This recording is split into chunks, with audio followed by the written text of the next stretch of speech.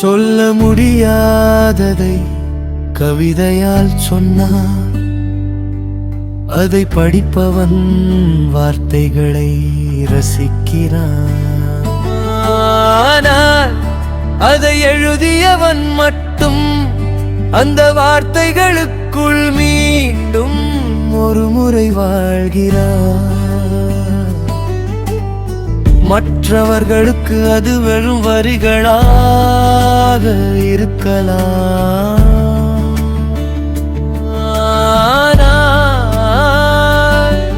அந்த வரிகளை எழுதியவனுக்கு ஒவ்வொரு வார்த்தையும் ஒரு நினைவு, ஒவ்வொரு வரியும் ஒரு உணர்வு, ஒவ்வொரு புள்ளியும் ஒரு கண்ணீர் துளி. சில கவிதைகள் கற்பனையில் பிறப்பதில்லை, அவை மனதில் புதைத்து வைத்த வழிகளில் இருந்து பிறக்கின்றன. அதனால்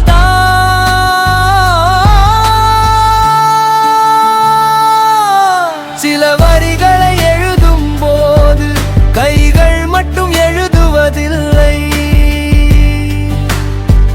மனம் எழுதுகின்றன. கடந்து போன நாட்கள் எழுதுகின்றன. கவிதையை படிப்பவன் எவ்வளவு அழகான வரிகள் என்று சொல்லிவிட்டு அடுத்த பக்கத்திற்கு சென்று விடலாம்.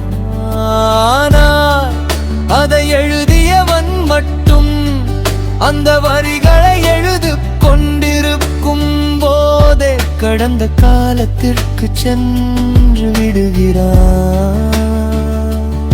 மறந்து விட்டதாக நினைத்த வகுப்பை பார்க்கிறான்.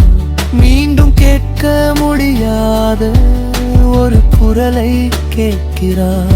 மீண்டும் திரும்பி வராத ஒரு காலத்தை வாழ்கிறான்.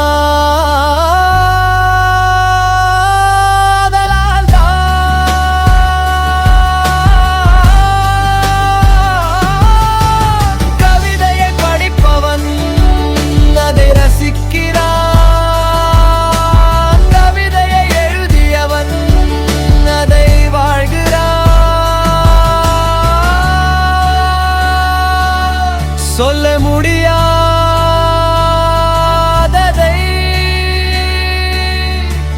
வார்த்தைகளாக மாற்றும் போது ஒரு கவிதை பிறக்கிறது. ஆனால் அந்த கவிதை